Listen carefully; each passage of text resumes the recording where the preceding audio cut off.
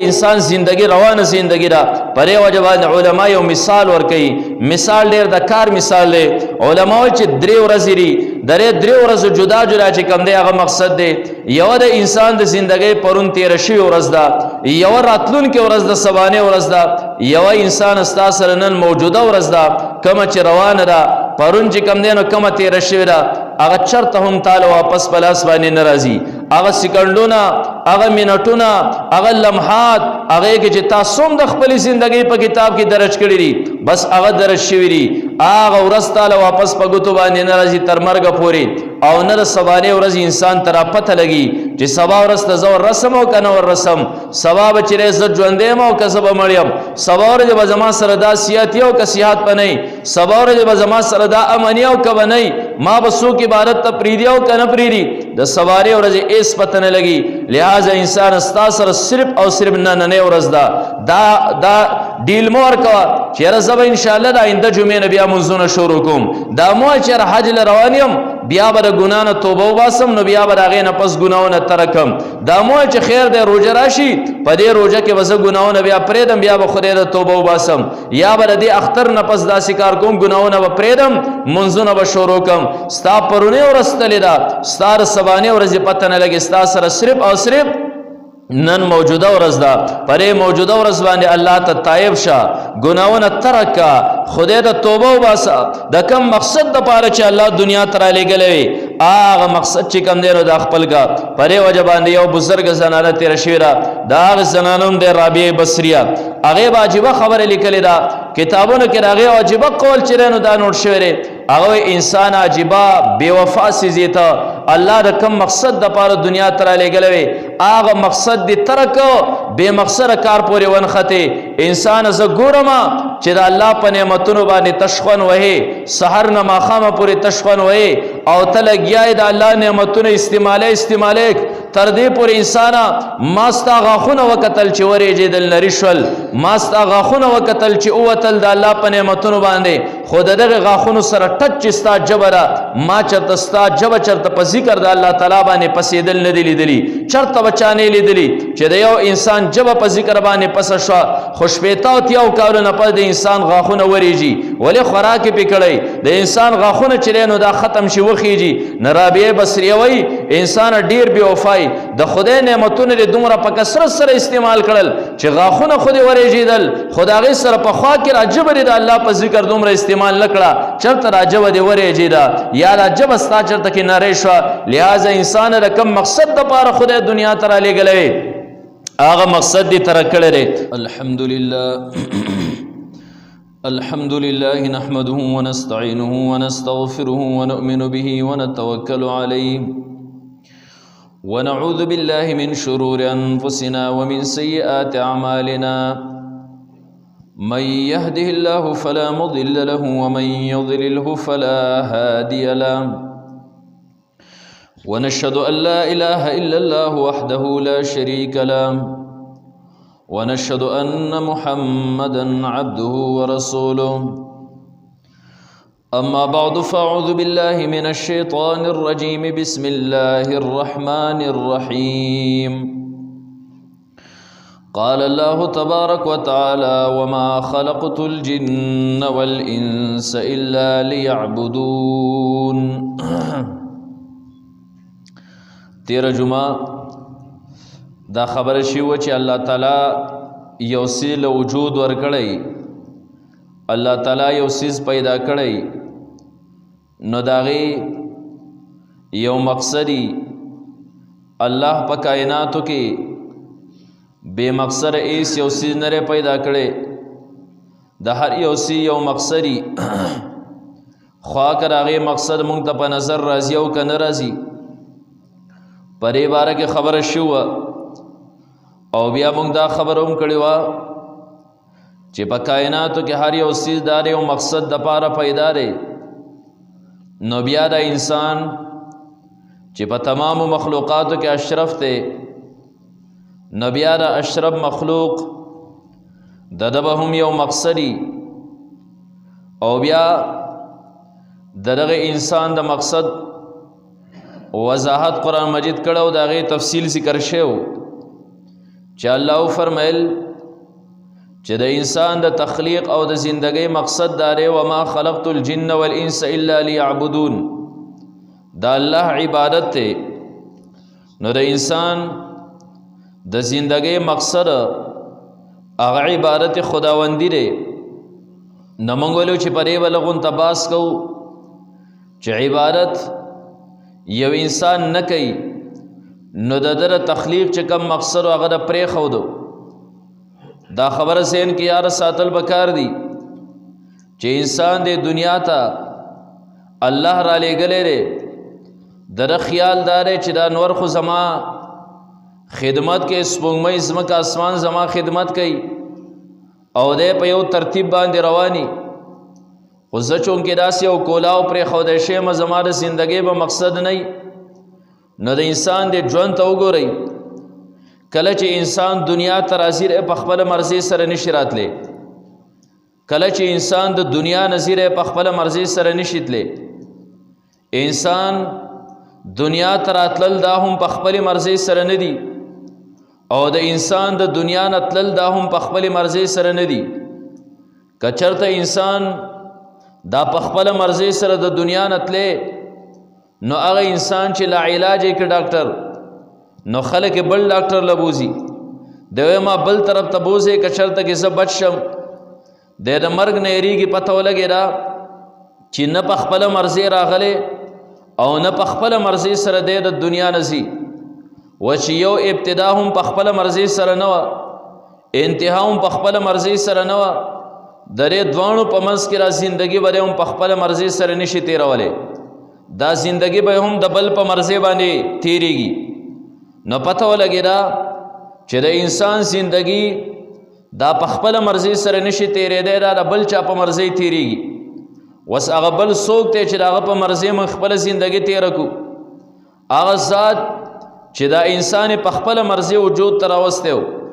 هغه ذات چې دا انسان په خپله مرضۍ سره د دنیا نه رخصت کو بویتو نو مرضي به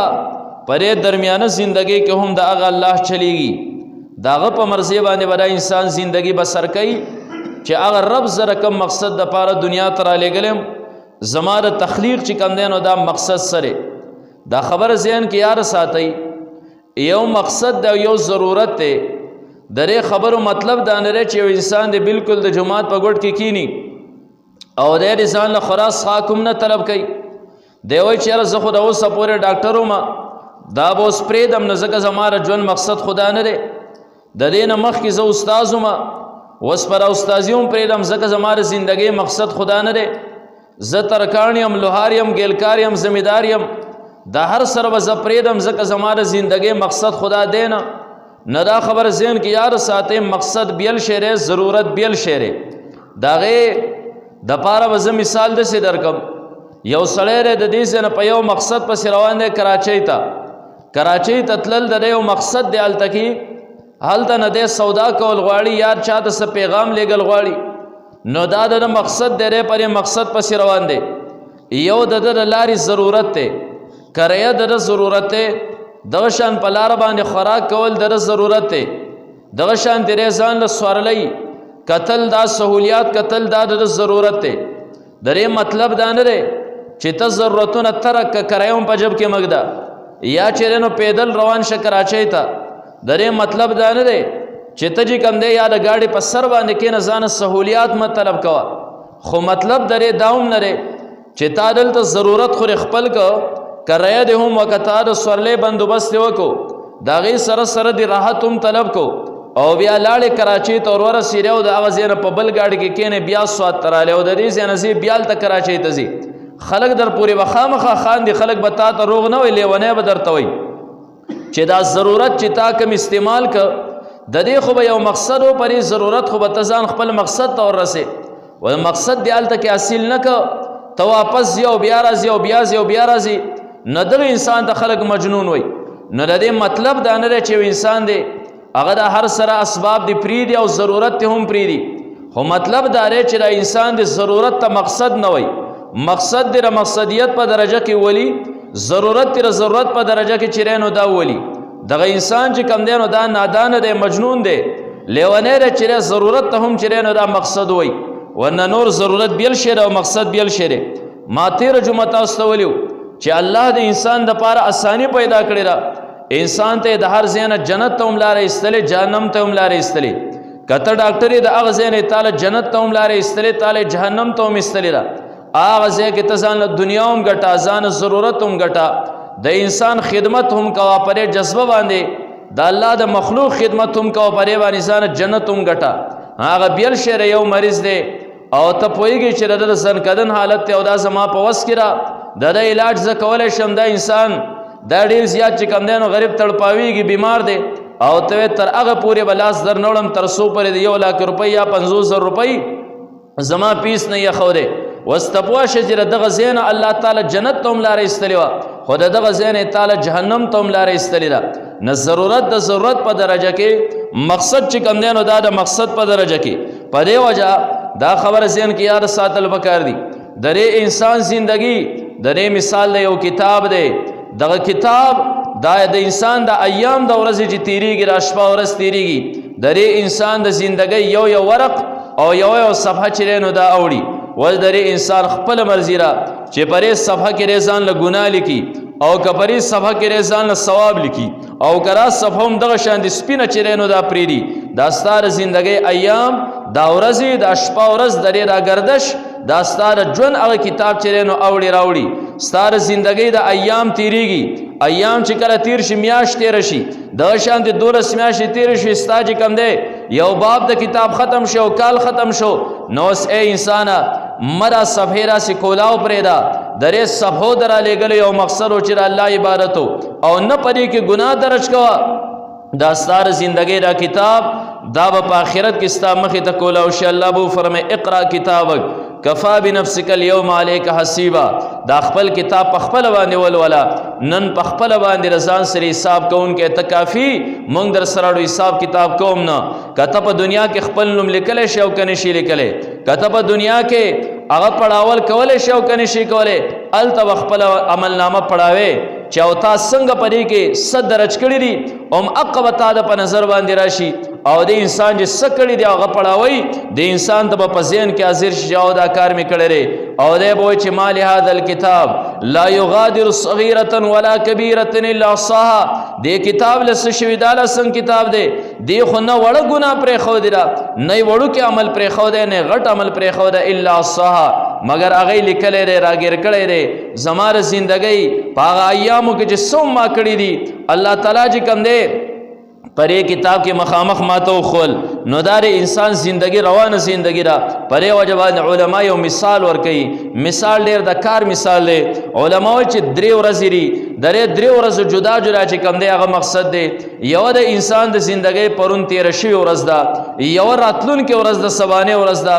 یو انسان ستا سره نن موجوده ورځ ده کومه چې روانه ده. پرون چې کوم دی نو کومه تیر شوې ده هغه چرته هم تعالی واپس په لاس باندې نه راځي. هغه سکندونه، هغه منټونه، هغه لمحات، هغه کې چې تاسو هم د خپل زندگی په کتاب کې درج کړی دي بس هغه درج شوی دي. هغه ورځ تعالی واپس په ګوتو باندې نه راځي تر مرګ پورې. او نه د سبانه ورځ انسان ته پته لګي چې سبا ورځ ته زور رسم او کنه ور رسم، سبا به چې زه ژوندې م او که زه به مړ یم، سبا ورځ به زما سره دا صحت او که صحت به نه، سبا ورځ به زما سره دا امنی او که به نه، ما به څوک عبادت ته پرېږدي او که نه پرېږدي. د سبارې ورځې هېڅ پته نه لګي. لہذا انسان ستا سره صرف او صرف نننۍ ورځ ده. دا ډیل مه ورکوه چې یاره زه به انشاءالله د آینده جمعې نه بیا مونځونه شروع کوم. دا مه وایه چې یاره حج له روان یم بیا به د ګناه نه توبه وباسم نو بیا به د هغې نه پس ګناهونه ترکم. دا مه وایه چې خیر دی روژه راشي په دې روژه کې به زه ګناهونه بیا پرېږدم بیا به خدای د توبه وباسم، یا به د دې اختر نه پس داسې کار کوم ګناهونه به پرېږدم مونځونه به شروع کړم. ستا پرونۍ ورځ تللې ده، ستا د سبانۍ ورځې پته نه لګي، ستا سره صرف او صرف نن موجوده ورځ ده. پرې موجوده ورځ باندې الله ته تایب شه، ګناهونه ترک کا، خدای ته توبه وباسه. د کم مقصد دپاره چې الله دنیا ته رالیږلی وي هغه مقصد چې کوم دی نو دا خپل کا. پرې وجه باندې یو بزرګ زنانه تېره شوې ده، د هغې زنانه هم دی رابعه بصریه. هغې به عجیبه خبرې لیکلې ده کتابونو کې، د هغې عجیبه قول چې دی نو دا نوټ شوی دی. هغه انسان عجیبه بېوفا څیزې ته الله د کم مقصد دپاره دنیا ته رالیږلی وي هغه مقصد دې ترک، بے مقصد کار پورې ونخته انسان ز ګورما چې د الله په نعمتونو باندې تشخون وهي سحر نه ماخامه پورې تشخون وهي او تلګیای د الله نعمتونو استعماله تر دې پورې انسان ماستا غاخونه وکتل چې ورېجېدل نریشول ماستا غاخونه وکتل چې اوتل د الله په نعمتونو باندې خود دغه غاخونو سره ټچ ستا جبره ما چرته ستا جبه چرته په ذکر د الله تعالی باندې پسېدل نه دی لیدلی چرته بچانه لیدلی چې د یو انسان جبه په ذکر باندې پس شو خوشبيتا او تیاو کارونه په د انسان غاخونه ورېږي ولې خوراک پکړی د انسان غاخونه چرېنو دا ختم شي وخیږي نرابیه بصری وای انسان ډیر بے وفای د خدای نعمتونه د دومره په کثرت سره استعمال کړل چې غاخونه خو دې ورېږیدل خدای سره په خوا کې راجب لري د الله په ذکر دومره استعمال نکړه چرته راجب دې ورېږیدا یا راجب ستا چرته کې نری شو لہذا انسان رقم مقصد د پاره خدای دنیا ته را لېږلی هغه مقصد دې تر کړی دی پرې وجبانی امام احمد لاهوري رحمت الله علیه دا زموږ د استادانو استاد لوی مفسر عظیم امام لاهوري رحمت الله علیه یو واجبه خبره لیکلی دا امام لاهوري رحمت الله علیه ز بازار کې روانو ما بازار کې ما د الله د یو ولی سره ملاقات شو دا اولیاء داسې پته نه لګی نه چا په تندي باندې لیکلی دا د الله ولی دی هغه خفیا طریقې سره ځان هغه کمال ته ورسولی زما د الله د یو ولی سره ملاقات شو او کله چې ما لاس میلاو کنه زمانه تپوس غماته احمد علي ما سری میلما وېدار تو انسانان ګورم انسانان کم ځای کې اوسېږي نمای دا خو لیوانه غونته معلومي ما علم انسانان ګورې او ما دا بازار دی نظر دی نه لګي دا انسانان نه نه پرې بازار کې را دومره رشره نه دغه ولی ما تراسی په توجه سره وکتل زما پر زړه باندې یو عجیبه غونډه کیفیت جاری شو راسي یو عجیبه کیفیت جاری شو رو زما سترګو دا نظر نور سره واغستل ما وکتل پرې بازار کې ما ته یو انسانو په نظر رانغې ما کتل سپو داسې منډې والے پښوګانو منډې والے ما کتل خنزیرانو منډې والے شادوګانو منډې والے او بیا زما رو چې کم دینو هغه کیفیت رو بدلیده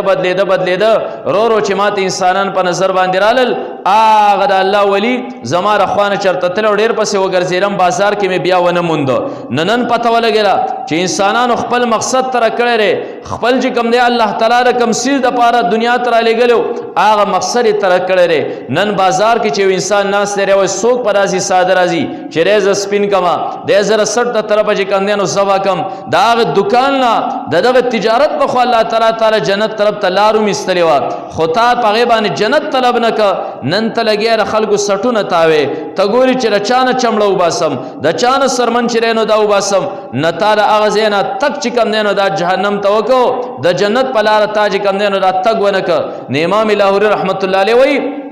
ما ته انسان په نظر رانغې نماورسته سوچ کو چې رد زمانه چې غختل نه داخله کې نه غختل د زمانه اولیاء غختل د غختل نه داخل کو تپوسونه کول چې هغه په حقيقي مانو کې چې کم دین انسانان دي او رزمه کې په مخ باندې چې کم دینو دا ګرځي لہذا د انسان د ژوندۍ مقصد دا د الله عبادت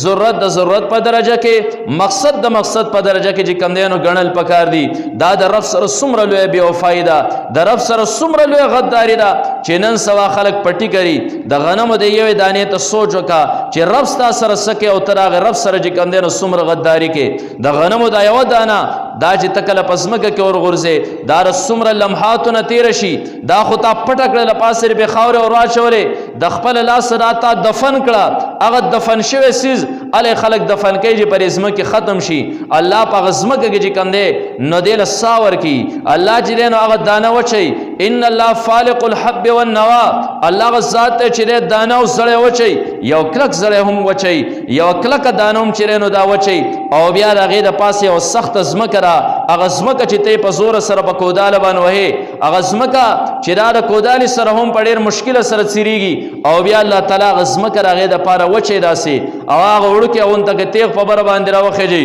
بیا غیله نمو ورکول دا الله تعالی کار دی زمیدار دا دانه چولې نشي زمیدار درې دانې نشین تیغ نشي راځته بیا دې نمو ور درې لپاره زمکه چول بیا دې نمو بډوتري لویواله ورکول الله په خپل قدرت سره لوی او الله بهترین غذاګانې دې بوټي له هم ورکي خوراک هم ورکي اسقاق هم ورکي داغه موافق الله تعالی رڼام دې ته مهیا کړي داغه موافق الله تعالی دې ته وبو خوراک هم مهیا کړي الله دې ته هوا هم داغه مطابق مهیا کړي بیا ترغه دانې ته سوچ وکړه د دانې نه والا ستا د لاسو د نوړې پورې ستا د خولې د نوړې پورې د الله تعالی دا د څومره مراحلونه چې کوم دی نو تېره کړه او تا ته راورسېده اوس انسان د دغې نوړې په تېرولو باندې تا الحمدلله ونوې دا د رب سره څومره لوی غداري ده دا د کوم ځای نه شروع شوې د کوم ځای نه تا ته راورسېده په دې باندې تا شکر ونه ایسته دا د رب سره څومره لوی غداري ده او بیا لوی غداري دا ده چې دلته کې ته خوراک خورې او دلته کې چې کوم دی نو ته په سترګو باندې بل څه ته ګورې ټي وي طرف ته ګورې موبایل د غلط استعمال کې راوستی هغې ته ګورې غلط چې کم دی نو اورې دغه خوراک ته ناسې دې ته خو سوچ وکړه دانه د کم ځای نه کم ځای ده په کومو مراحلو کې راله ناسې د بل ملګري سره خوراک ته غیبت هم کې سترګې هم غلط استعمال ژبه هم غلط استعمال غوږونه هم غلط استعمال دا د رب سره څومره لوی چې کم دی نو دا غداري ده نو د دې انسان تخلیق دا د دې لپاره شی او مقصد دپاره چې دی پرې دنیا باندې الله رضا کی د الله عبادت چې کم دی نو دا وکړي او کم یو انسان چې عبادت ترک کو د کم مقصد دپاره راغلو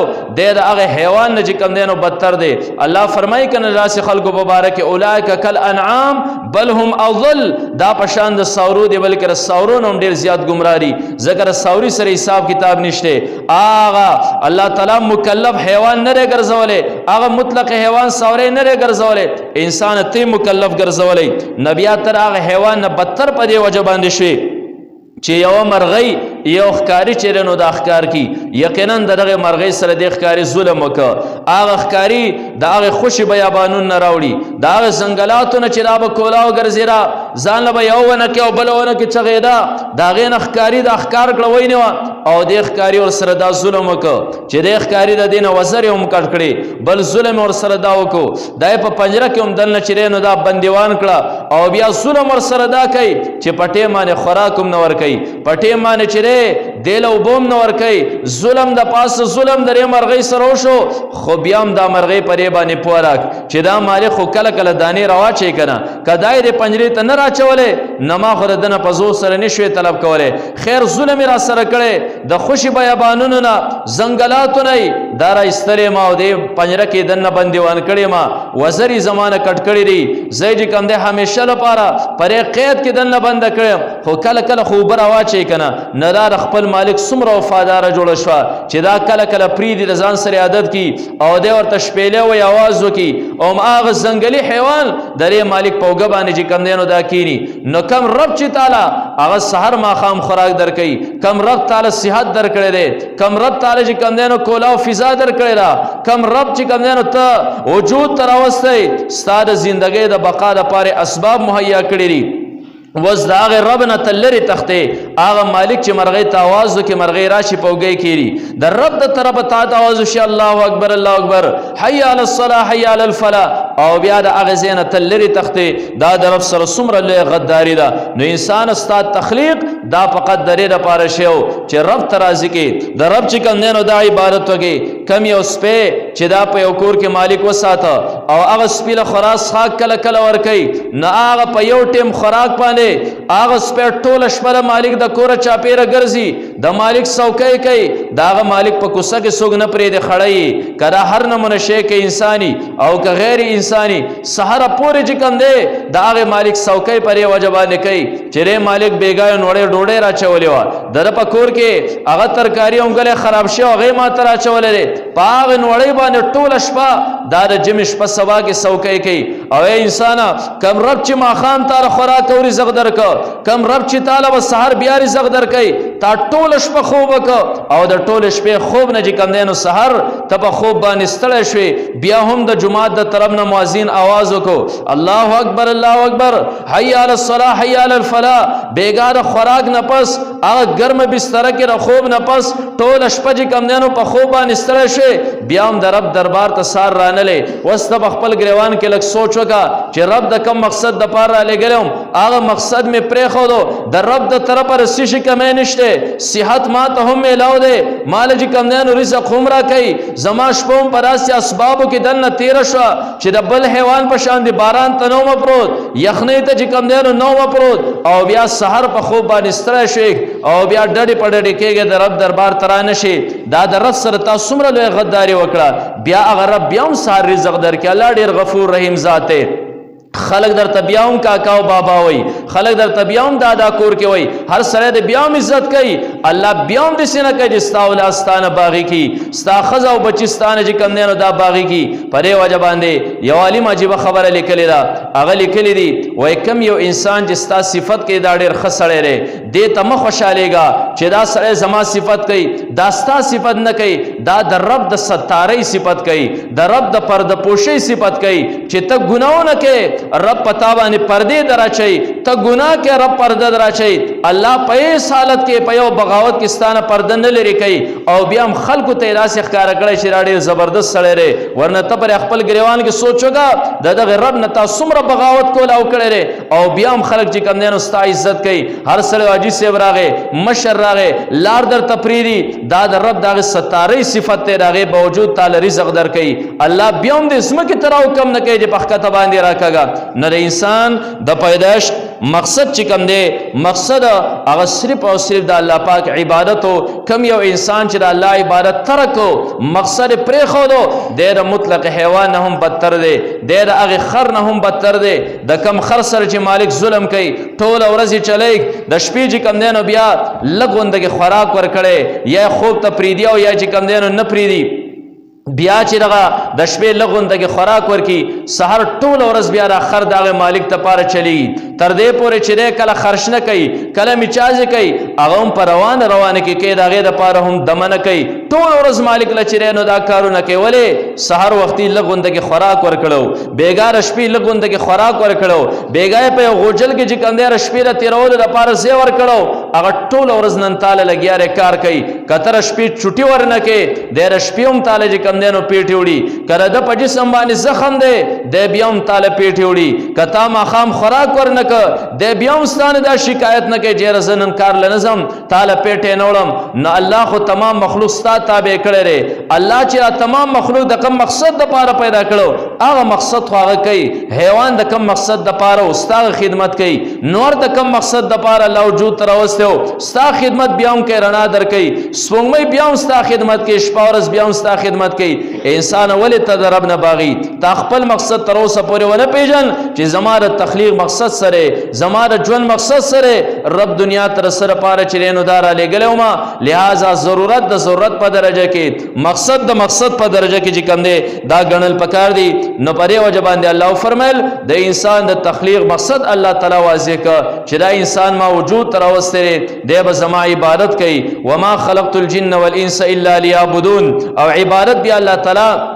هغه شاق او مشکل عبادت پتا باندې نه لازم کړي چې هغه انسان د وسنه چې کم دینو دا بهاري ورس کې 15 ټیم خشوع خضوع سره مونږ کول دا څومره مشکل کارخونه ده کال کې او پر روزنه ول دا مشکل کارخونه ده ژوندۍ کې ګرر سره وسو فراخي وا ژوندۍ کې او پر حج کول دا دومره سخت کارخونه ده الله ستاسو دنیا کاروم ستاسو په عبادت کې حسابي ته زمیدار کې زمیدارا دا په صحیح نیت باندې کوا د سنت مطابق کوا تجارت کې په صحیح نیت باندې کوا د سنت مطابق کوا ته نور ځان چې کم دینو دنیا غټي هغه هم ستا په عبادت کې الله تعالی حسابي یو برای راست عبادت یو بلواسطه عبادت لہذا انسان له پکارداري چې د خپل ژوندۍ په مقصد باندې ځان پوکي چې الله دنیا ته سلر علی ګلم 13 جمعه ماته سره مثال درکړو یو سړی ردی زینا اگر روان شي دوبۍ تلاش او دوبۍ نه پر بس ویزر اعلی چې دلته کارخانه د پاکستان ضرورت ویزا ورلراله ټیکټ ورلراغه دلړ او دلته اسکینی اس چرته نه کینی د بخامه خرات پوس کې چې زسل را لګل شم ما ته زما ډیوټي وخی زما کار سره کې او سړی ورته چې تر ډیر پر راغله دغه بهر کینا د بوچر زما پوری ته مزاق مکوا زما د راتلو د دومره جدوجہد چې ما د هغه زنه چې کم دې ځان لوي زکولا ما ټیکټ خرابو ما د دومره چې کم دې خزا او بچی پرې خولل کله کلویغه می پرې خولل دلته دراتلو به خامخا یو مقصد به مقصد غسوګ ناراضي نو څنګه چې دنیا کې ترا سلار شو به مقصد نزدیک اومدغه شانتي الله تر دنیا تر واستي ستا وجود چې کم دینو دا چرته به مقصد نه دی تخپل تپوسو کې زما دنیا ته دراتلو مقصد سره او بیا هغه مقصد باندې کار راواله زندګی انسان دا ډېر زیاته هغه معمولی ده د یو سبزی د یو ټماټر ګارانټی شته ستا د جسم ګرانټي چې رینو دا نشته. نن به یو انسان دلته ناسي لږ ساعت پس یې کوه د هغه د مرګ چې رینو دا اعلان وشي. لہذا پرونی ورځ تیره ده، د سبانۍ ورځې هېڅ پته نه لګي. انسان ستا سره صرف او صرف نن چې رینو ورځ ده، الله ته تایب شه. الله تعالی چې د کوم مقصد دپاره رالیږلی هغه مقصد باندې ګامزن شه چې خپلې فلاح او کامیابۍ ته ور ورسي. الله دې د عملو کول توفیق راکړي. واخر دعوانا ان الحمد لله رب العالمین.